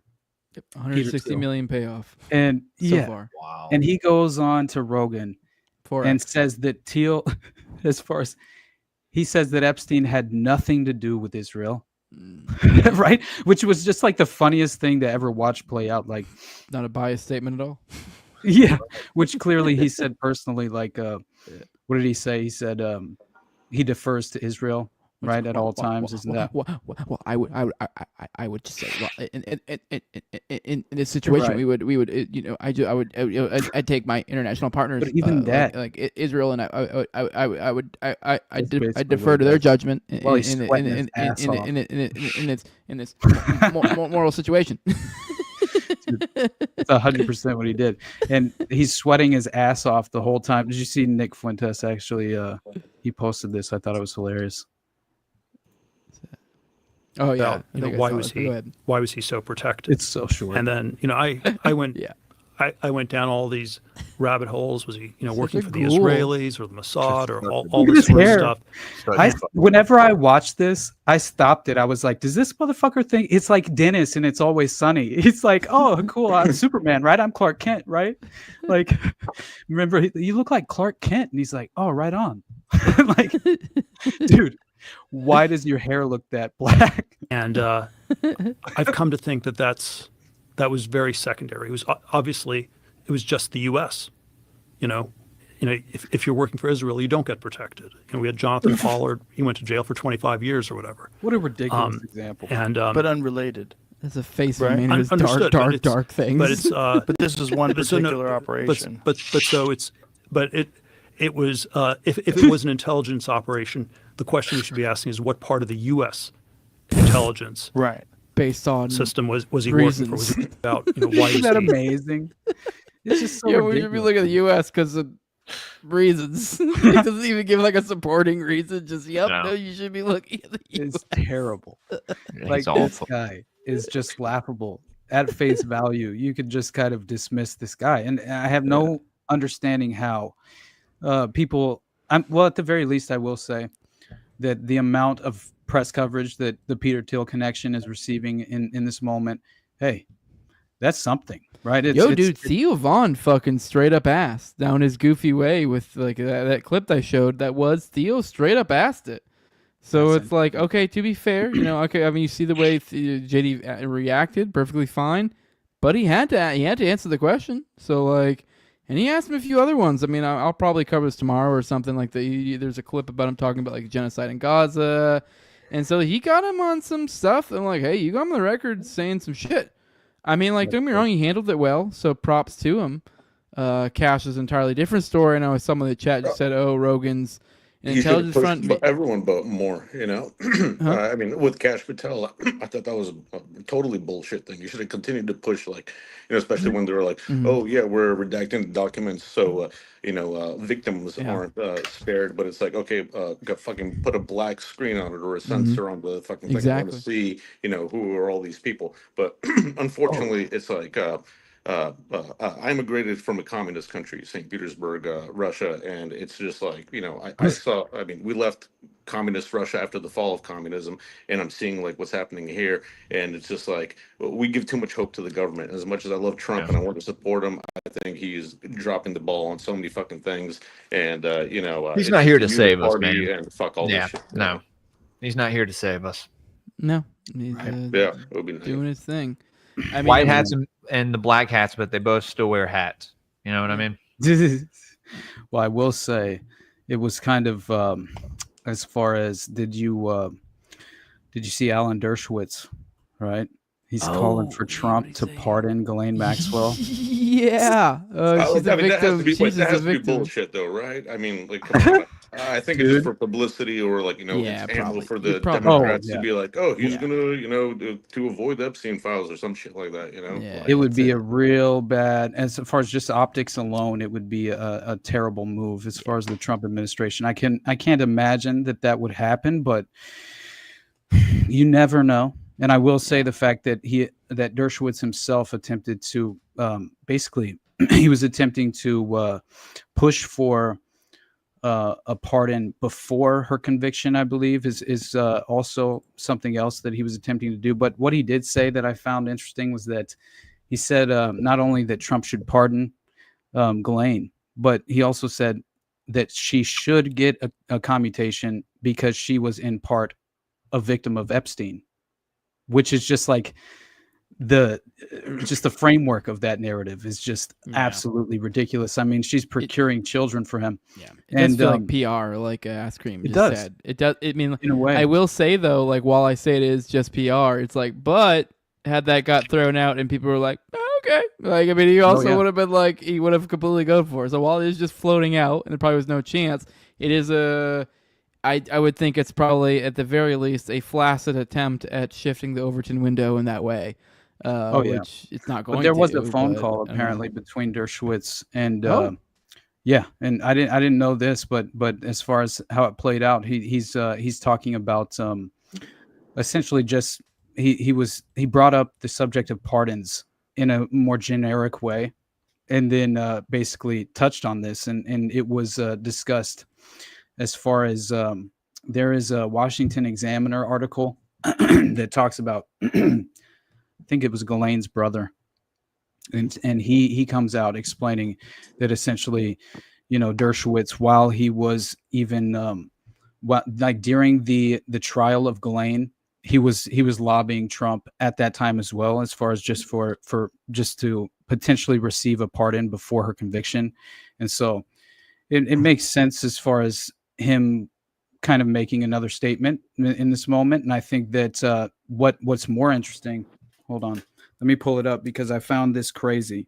They were basically talking about how potentially they could throw out the conviction at a certain level if she were to win an appeal. And this was interesting to me because it basically said that that there were certain mistakes that were made based on the jurors. And essentially what had happened is that 2 jurors admitted to multiple outlets that they used their personal experience as victims of sexual abuse to sway fellow jurors. And so basically they didn't put that they had been sexually abused prior to as far as they didn't disclose this during the questionnaire, and the apparently there's a 50 question survey or something that jurors have to fill out. I don't know. But it's still very interesting because you consider Diddy in this moment. Just what are these? Obviously, these are low hanging. Now, Diddy's a little bit of a different example as far as he's not exactly a Jeffrey Epstein or even a Ghislaine Maxwell, because clearly he has celebrity in his back pocket that is, I think, separates him from the other sort of established, he was really a madam in a way, right? He's essentially like running a network of human compromise. And they were definitely, and well, all I will say is I think that the trial is effectively doomed to fail. And I think that all they are going to, and what they have focused entirely on, are the salacious details that really make no difference in terms of the actual charges being levied against him. And so everything that's prioritized as far as what they're presenting to the public, it's all contrived, it's all controlled and manufactured. And I think that they're primarily prioritizing and focusing on those more salacious details and the celebrity names that are implicated, because it misdirects the public consciousness to like an Amber Heard, Johnny Depp style scenario, right? Trial where clearly it's just more of theater playing out as entertainment, more than it's actually dealing with a legitimate network of human compromise and sexual blackmail. So, yeah. Oh, dude, by the way, that note, Epstein, is he dead? Man, Yeah, I for never real. really asked that question, to be honest, because I Yeah. honestly believe that, they probably murdered him. He's, clearly But we they don't hung him know. out to dry. If he was witness protection, we'd know no different. That's what I mean, right? So yeah. But And with that, sorry, real quick, it's been a minute. We need to swap out calls. Thank you, Ask Cream, for joining us. I just want to say my goodbye, gentlemen. Thank you for taking the go time for it. to answer the question. And just as you guys know, which kind of ties up to everything you just said, this is a quote from William Casey, the former director of CIA. We'll know our disinformation program is complete when everything the American public believes is false, which is exactly which I think is happening with everything with Trump, Ghislaine Maxwell, et cetera, et cetera. But on Ask that note, Cream. That is my pinned tweet, brother. Like it has been for years, that quote. I think I tweeted mission accomplished, perhaps.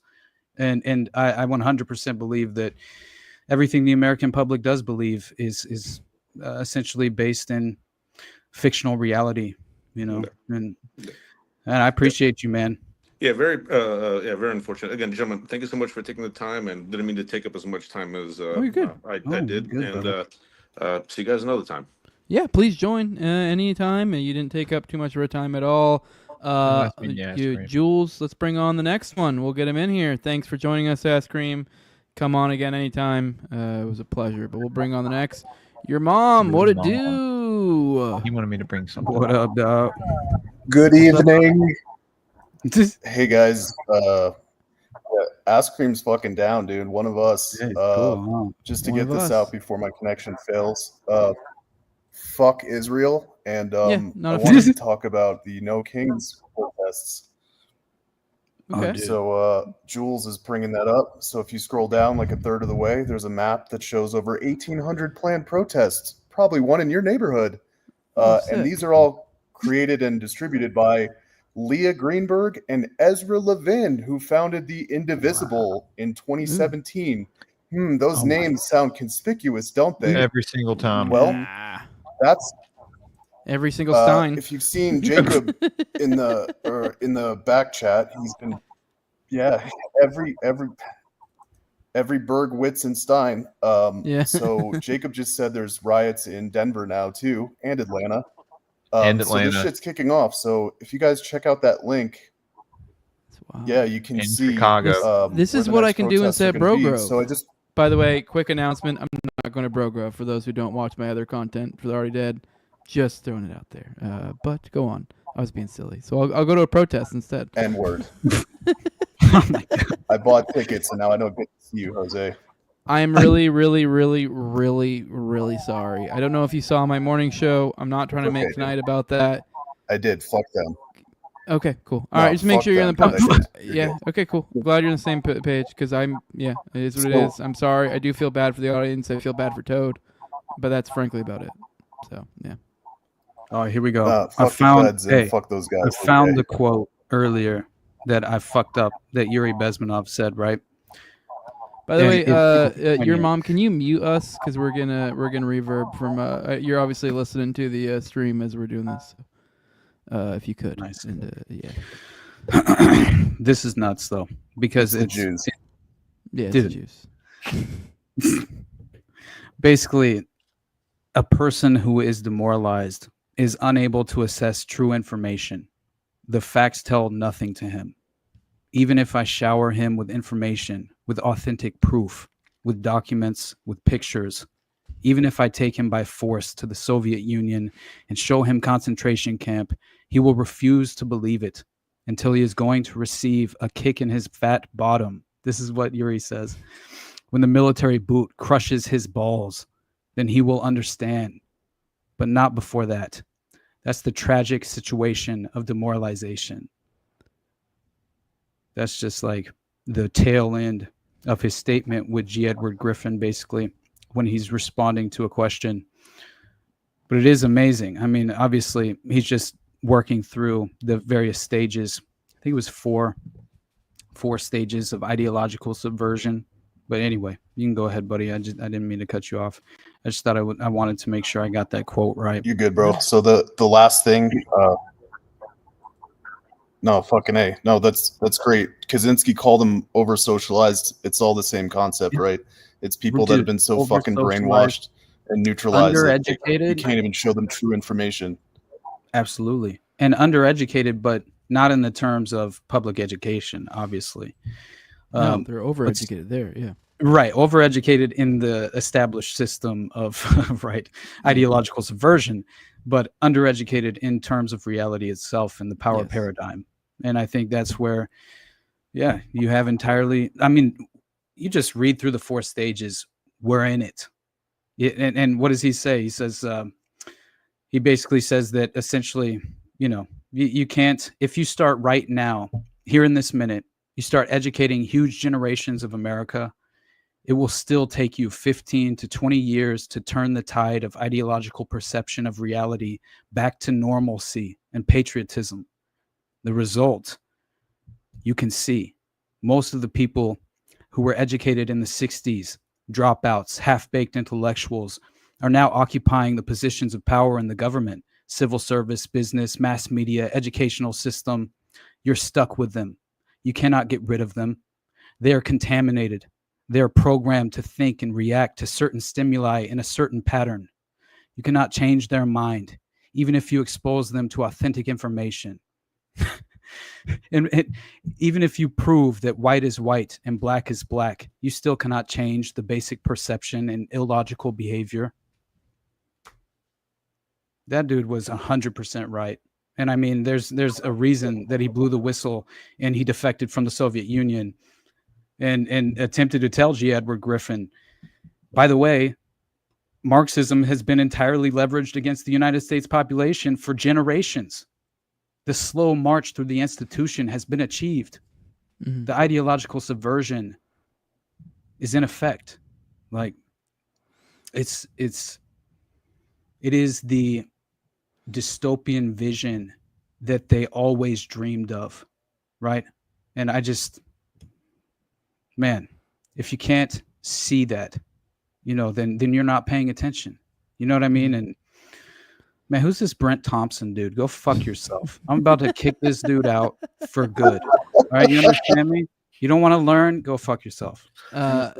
Your mom, is there anything more on any specifics about this? What are these? Is there anything so far as, like, you know, informationally, like, what are these? Who are they being organized? Like, any sort of, like, you know, I don't know, use, like, I guess, meaningful information we can derive? Because this is obviously interesting, but I'm just saying, is there anything, what else should we know that you feel like, you from you looking into that, you feel like we should know?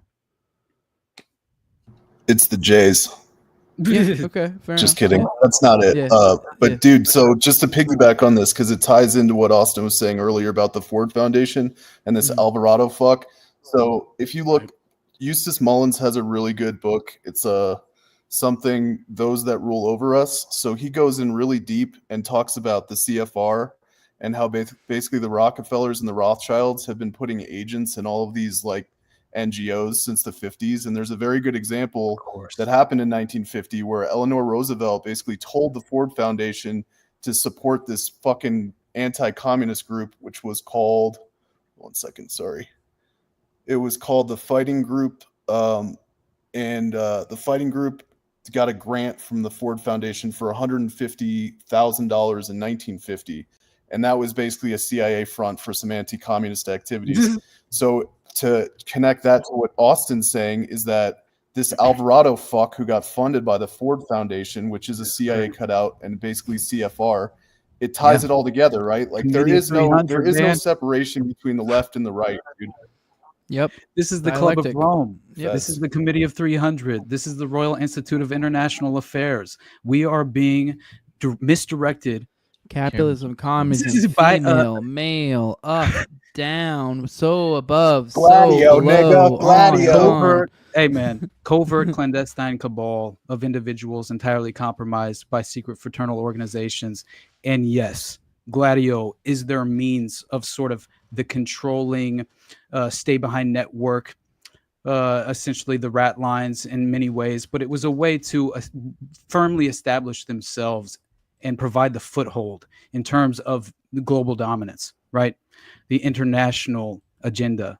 And I think that is exactly what happened post-World War II, right? You saw not only was it, the Phoenix program, it was Operation Condor. It was just each and every aspect of the geopolitical map of the chess match playing out in real time.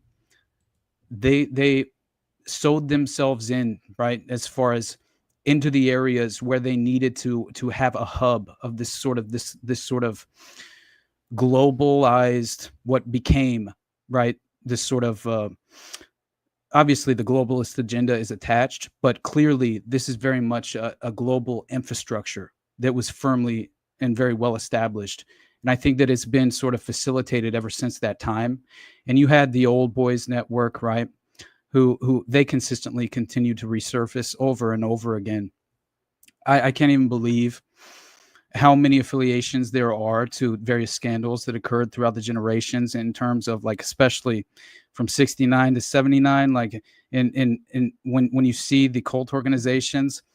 And I mean, 78 was Jonestown too. So it's like you kind of have like this a culmination in this sort of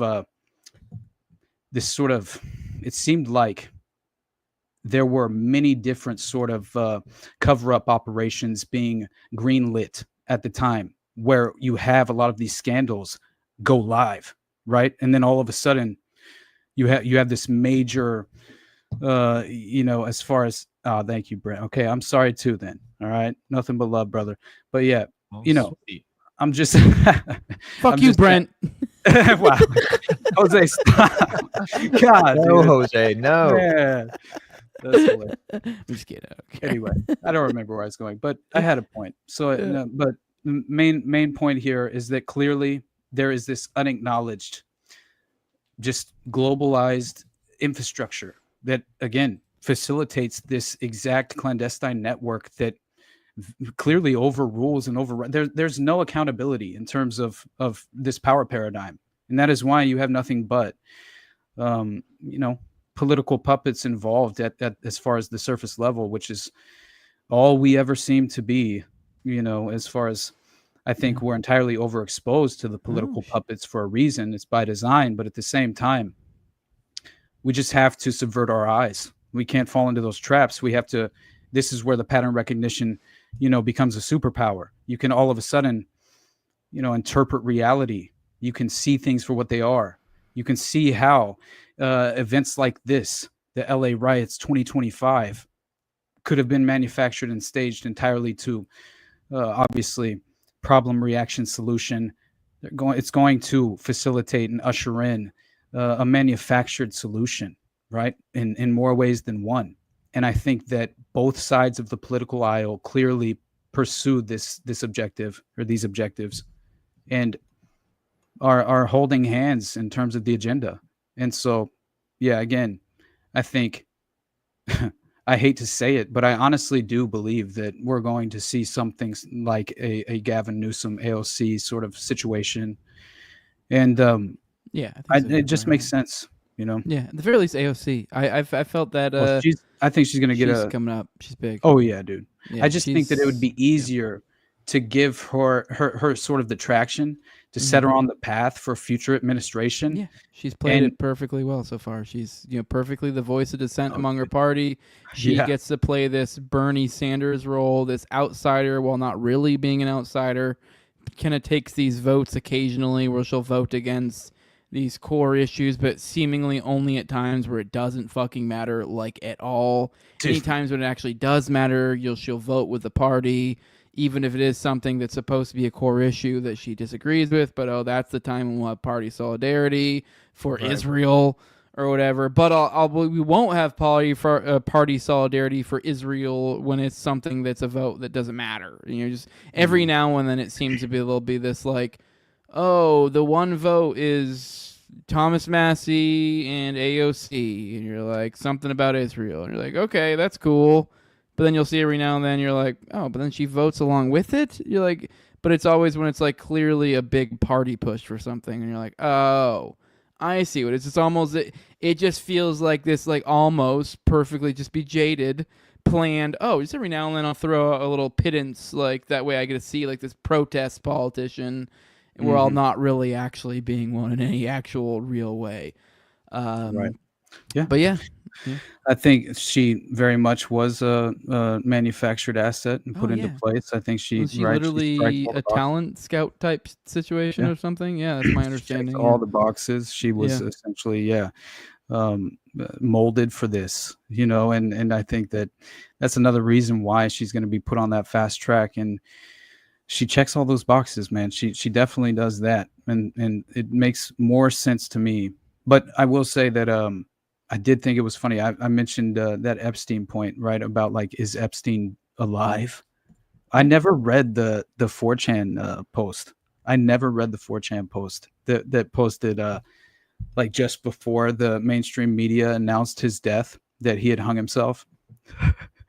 I didn't realize that there was a 4chan post where they predicted that well, first of all, there was a prison worker who basically claimed that an unmarked van and unknown military personnel showed up at the Metropolitan Correctional Center, and apparently this was all in order for them to switch out Epstein with a dead lookalike, which they're saying was provided by a morgue, which it's possible, but I looked into it. You ever see those ear photos? I remember when it popped off. One of the first things I saw those ear. Okay, yeah, all the different little like. It's a little off, and definitely it was. Differences. It's the same thing with Paddock. I'm like, that's not Stephen Paddock. I mean, I will say it's kind of like when you do get into that stuff, you're like, I don't know. Maybe it could be a camera trick, could be so you're like, but it's like that doesn't look like the same fucking thing. Now, if I did a Vegas episode today, I probably would address that, but I didn't even go there with my Vegas episode because I thought, man, all of the rest of this makes the case. Yeah, you don't need this. I don't even weird like, and that's not to say that's not true, but it is one of these things. It's kind of like bombing analysis in the Oklahoma City bombing, where it's like, okay, I know this looks screwy, but you get into a place where it's so many different. I don't know, just an area that not any layman really can really grasp. So you are like, what the fuck is going on here? And you're kind of so it's the same deal, yeah. But what the fuck are we looking at? Mullins book that he was talking about. World Order. Yeah, thanks, Jules. It's also audio. You can find it on fucking YouTube, and there's PDFs of it. Eustace Mullins is a great resource, guys. He's an old school guy, and they tried to brand him as anti-Semitic, but right, it's so funny. Dude. They're like, his mentor was Ezra Pound. So fucking what? Like I mean. They're not saying anything that isn't true. I mean, like that's the craziest part. And you go through Austin. Yeah.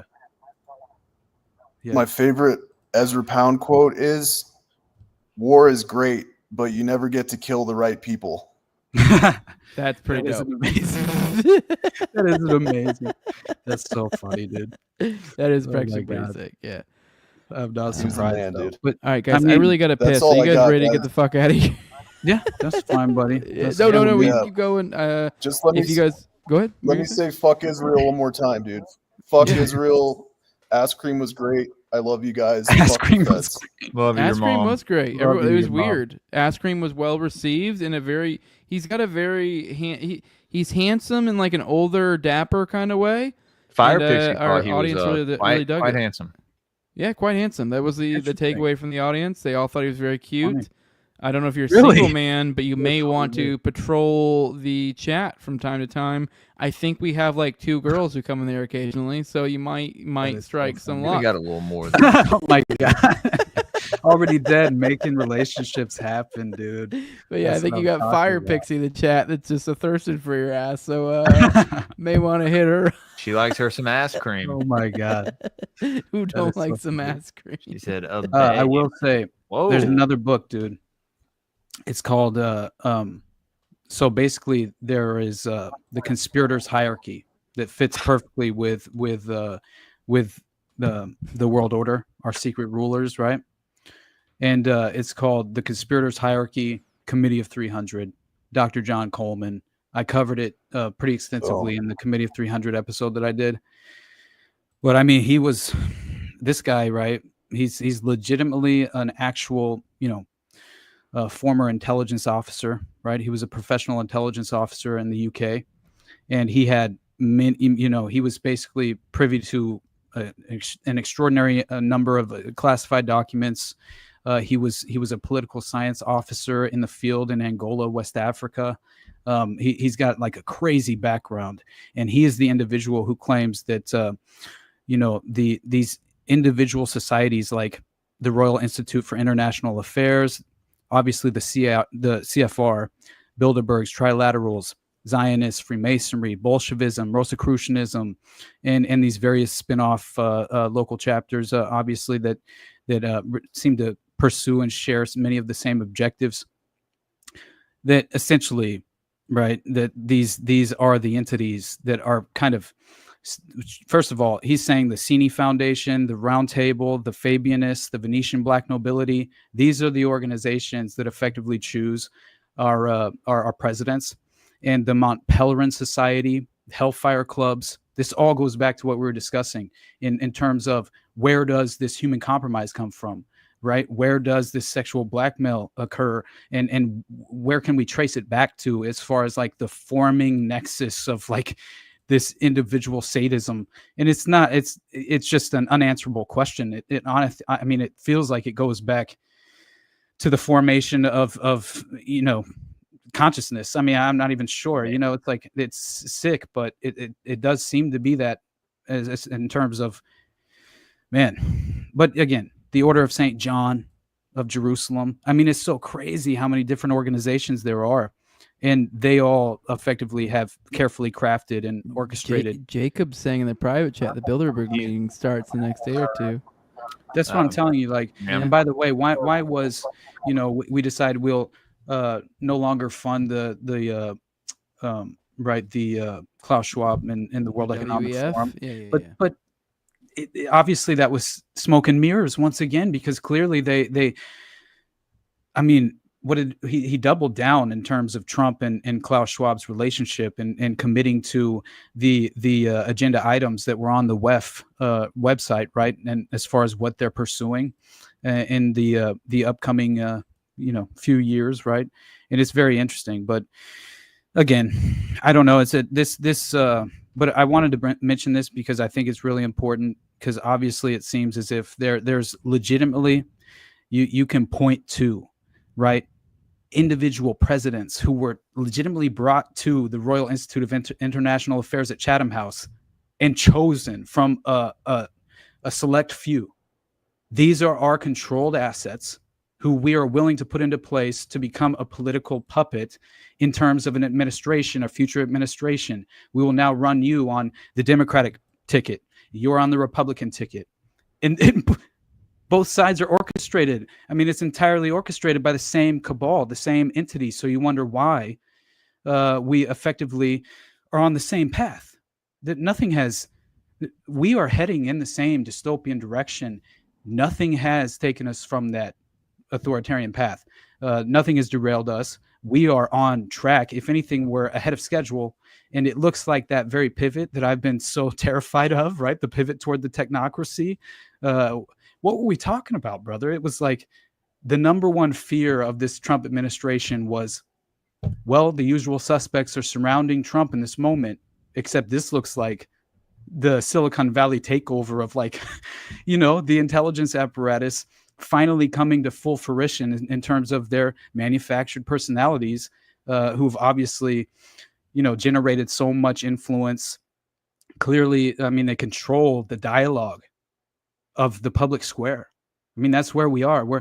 We are heading streamlined into the everything app that is X. That is, it won't just be X. We're going to have a KYC, know your customer verification clause with every we won't even be able to access the internet anonymously.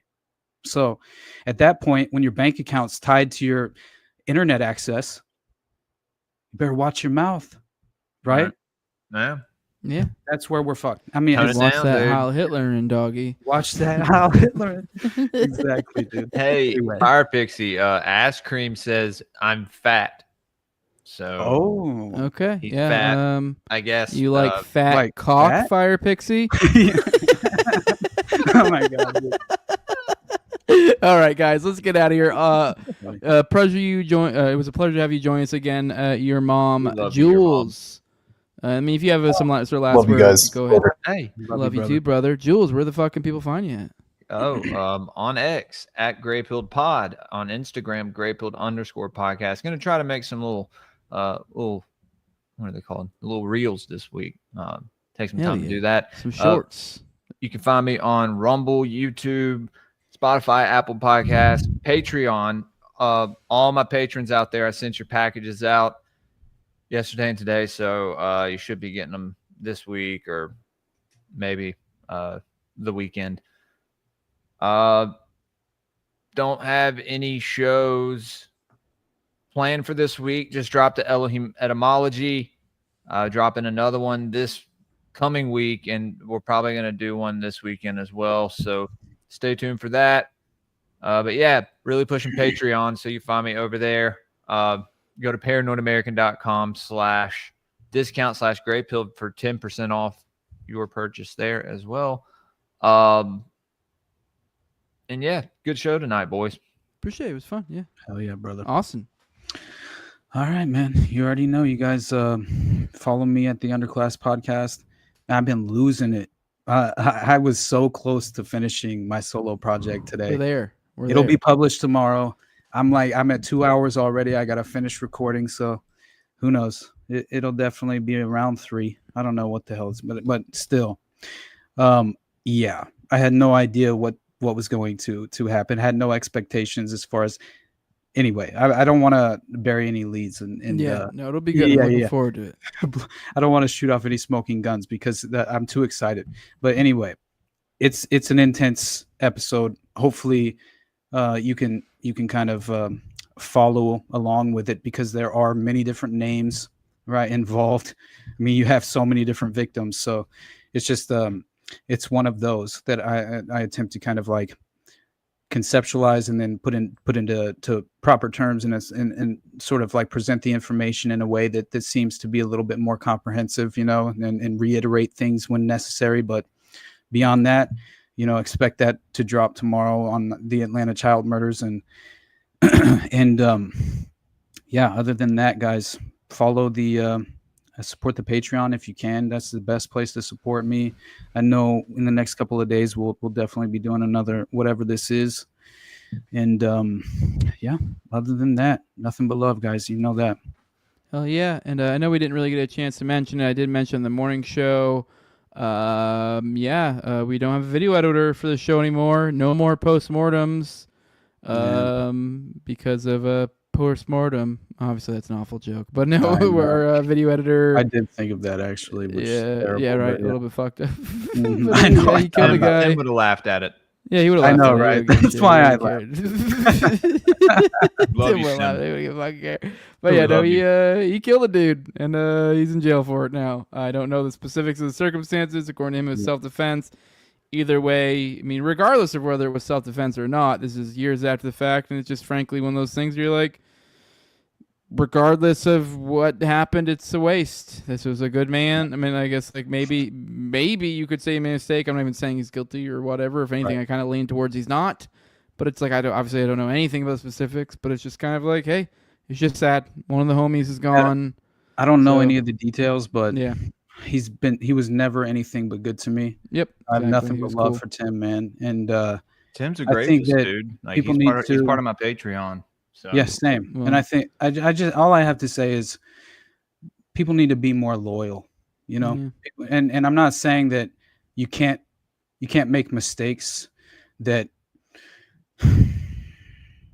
do kind of, you know, there are clearly monstrous mistakes that you can make, right? That obviously in the matter of seconds you've changed your entire the entire, you know, just all the potential gone, you know, but still it's all I'm saying. I don't know any of the details, but yeah, just know who's been good to you and remain loyal and always try and attempt to at least in my opinion, I think in more ways than one, we always need to kind of approach these issues with love in our heart, man, because that's all I'm saying. I can't imagine what he's going through psychologically. I'm not saying now. I've been to jail. I know the feeling of having your freedom stripped from you. I know that much, and I know that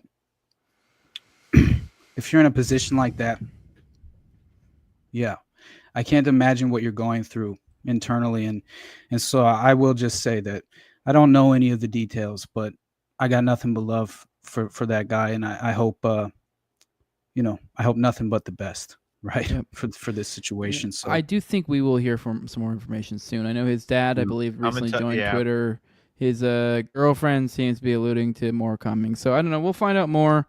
I have no idea. But at the end of the day, it was a friend. So regardless of whether he did it, and this was something that happened back in like 2022. So he's been waiting for a court date for that for that long. And so it's like, even if, I mean, people change a lot in a few years, and he's a young guy. So it's like, I don't know. I have no idea. I'm not at all trying to imply anything. Me neither. I have no idea either. And know, you know, so. Once again, it's just shitty. It just sucks. It's just like, I don't know.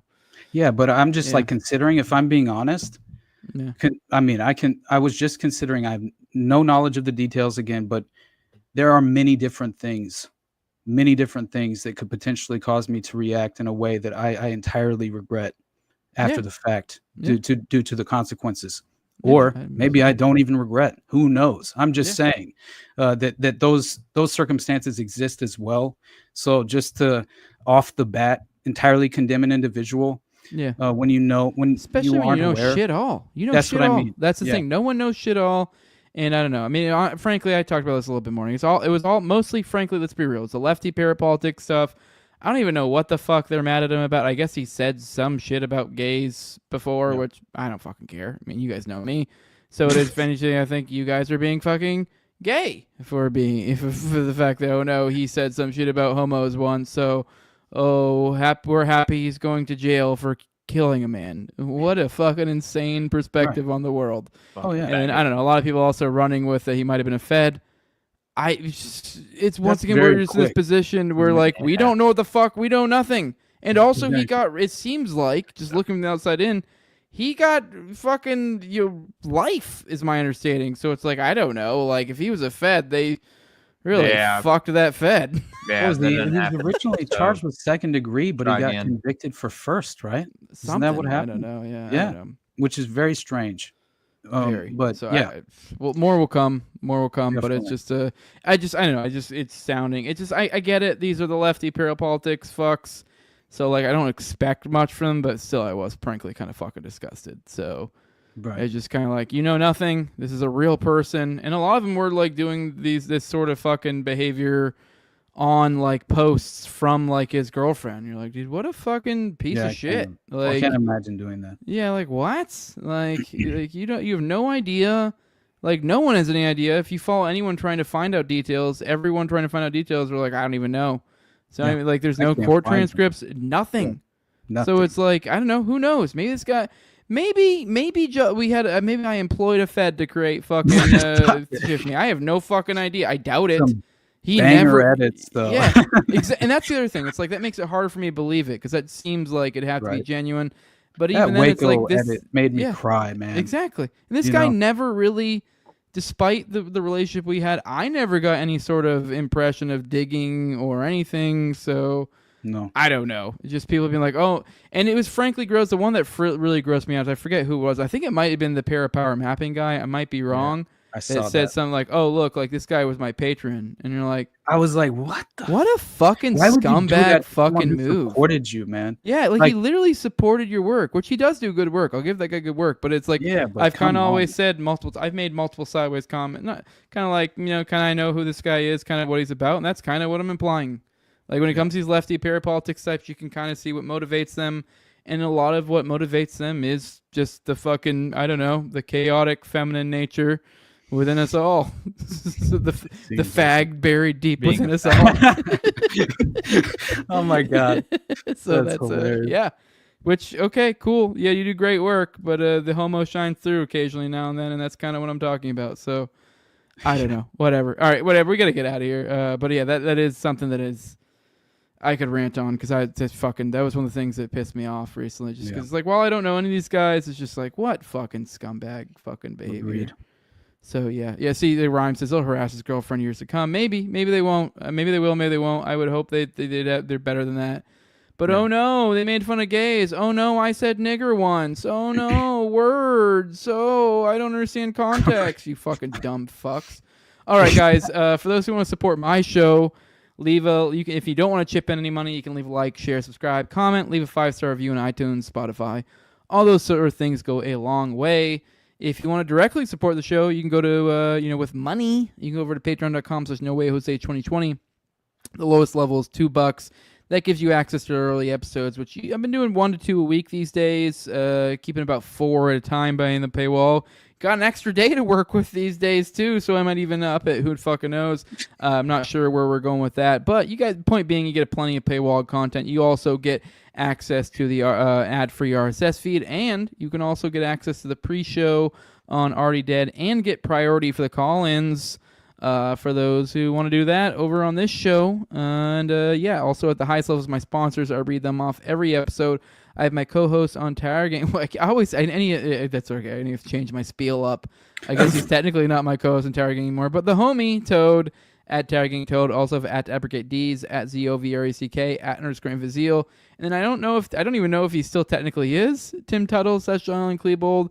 But I'm just going to keep mentioning him as just a RIP homie. Yep. And because he did support me. And then also Will Bell / Rabbit Eye Wine. And then big fan of Show Tormate. And then at INWARD Lover. Actually, no, I'm retarded. I'm supposed to call him Jordan Peterson now.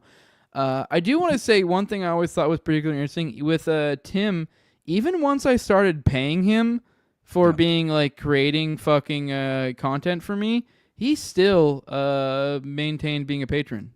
Yeah. So it's like, dude, I'm literally paying you. Like you don't like it makes no sense. Like you could stop paying me, and like the highest level patron. So it's like, me too. I know. So whatever. I mean, which some people might be like, oh, this is Fed behavior, but he also is like a 20-something-year-old guy with a job and no kids. So like, and clearly knew that he was years away from possibly his life ending. So I could totally see why I was just kind of like, yeah, I'm going to support people that do good work. I can totally see why that would be the perspective. Yeah, I'm going to devote a lot of time to studying parapolitics because that's what I find to be interesting, and I don't know how much time I got left, so I might as well do. And I don't want to to face my problems anyway with psychologically thinking about them and at the forefront of my mind. Yeah, everyone's like, why would he be fucking studying Sandy Hook? Because you're running away from what's going on. Yeah.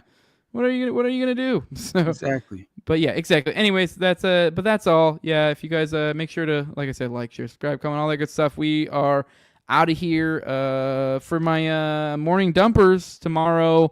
I will be coming with you guys for another one, but might be a little bit later. I do have a cat delivery I got to do tomorrow, so it may not be exactly on the normal summertime I'm doing these days, 11 a.m. Eastern. But give or take, maybe 11, 11:30, 12, somewhere in the realm, maybe a little bit after. So keep an eye out. Hope to hang out with some of y'all tomorrow. With that, we are out. Were you about to say something? I thought I heard you say something. No, okay, all right. With that, we're out of here. Love you all. See ya, fuckers. See you next week, Tuesday at 9:30 p.m. Eastern. Be here or be queer. See ya.